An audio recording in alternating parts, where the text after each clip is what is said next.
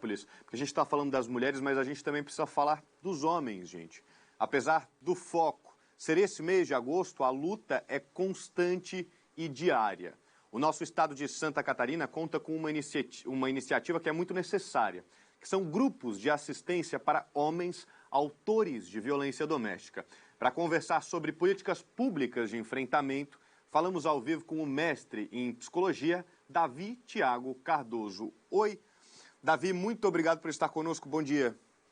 Bom dia, eu que agradeço o convite, da equipe da NDTV. Espero aí contribuir então com esse diálogo tão importante para a nossa sociedade.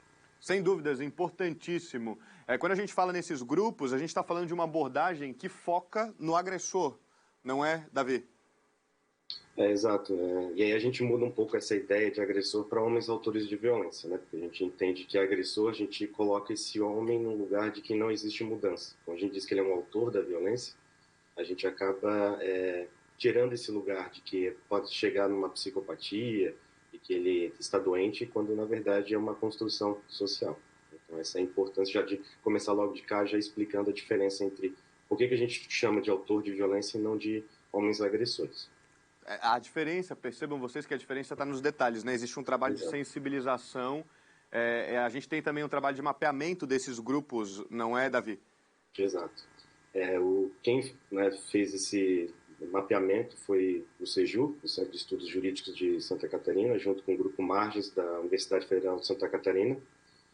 Quem conduziu esse mapeamento foi o professor Adriano Beira, junto com o Daniel Martins, a Salete Samariva e a Michele Ruggiu. Então eles fizeram um mapeamento a nível nacional, mas focando em Santa Catarina, para a gente pensar um pouco da nossa realidade. Nós temos 31 iniciativas de trabalho com homens, no nosso estado. E aí parece que é bastante, mas se a gente levar em conta que nós temos 295 municípios, então ainda há muito por fazer ainda. Então, esse mapeamento ele é importante porque mostra que existe em todo o território brasileiro, também iniciativas pensando um lugar para os homens. Tem até o professor Ricardo da FURB, ele sempre fala que a gente precisa parar de secar o chão com a torneira aberta. Então, o grupo de homens é justamente ir começar a fechar essa torneira. Então, o mapeamento ele é importante porque ele, além de trazer para a gente a realidade, ele também dá indicativos de como os municípios podem, então, começar a ofertar e atender também o dispositivo da Lei Maria da Penha, que é ofertar grupos, ofertar locais para esses homens serem atendidos, até porque se a gente não trabalhar essa violência nos homens, a gente acaba não conseguindo, então, resolver o principal problema, que é aquele que comete a violência, não aquele que sofre. Senão a gente fica somente focado em quem sofre a violência, a gente acaba que a gente não para com o problema, a gente não finaliza ele, muito menos enfrenta. E, Davi, como é que é feito esse atendimento com os homens autores da violência? Então, a gente provoca que toda a rede de proteção e defesa dos direitos das mulheres e criança, adolescente, a gente provoca que se crie, então, portas de entrada. Então, geralmente, o homem autor de violência, ele entra pelo sistema judiciário, seja pela delegacia, seja pelo Tribunal de Justiça. Então, ele entra pela segurança pública.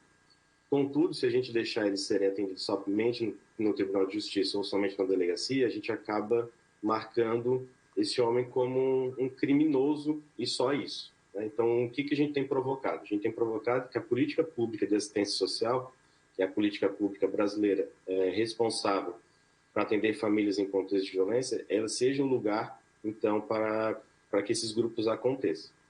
Então, por quê? Porque tem orçamento, porque tem profissionais que estão lá de janeiro a janeiro.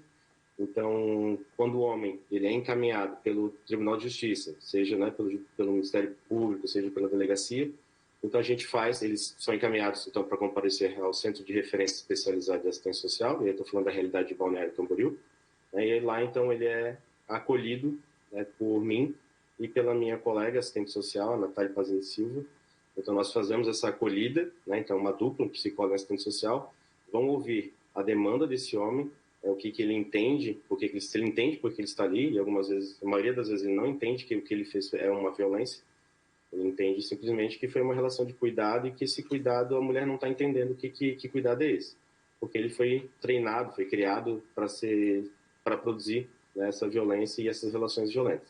Então, depois dessa acolhida, então ele é convidado, né, não é obrigado, mas ele é convidado a participar do nosso grupo de homens.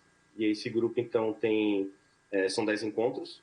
E nesses 10 encontros a gente trabalha a desconstrução da violência para ele entender, primeiro, que o que ele cometeu foi uma violência e depois como é que ele não exerce mais violência sobre os outros, né? Seja a sua companheira, que alguns deles retornam para a companheira, seja para a companheira futura, né? Então, a nossa proposta metodológica é essa. E aí a gente conta também com uma equipe reflexiva, né, que hoje, atualmente, é constituída por 2 psicólogos, uma psicóloga, a psicóloga Aira, e o psicólogo Abner. Então, e aí, nessa metodologia reflexiva, a gente convida os homens a pensarem sobre as suas vidas. Muito importante, muito importante. Ele fala dessa perspectiva de Balneário Camboriú porque ele é psicólogo do Centro de Referência Especializado de Assistência Social, o Davi, gente. Só para a gente encerrar, Davi, essa é uma iniciativa importante, uma mudança de abordagem muito necessária para toda a sociedade, né?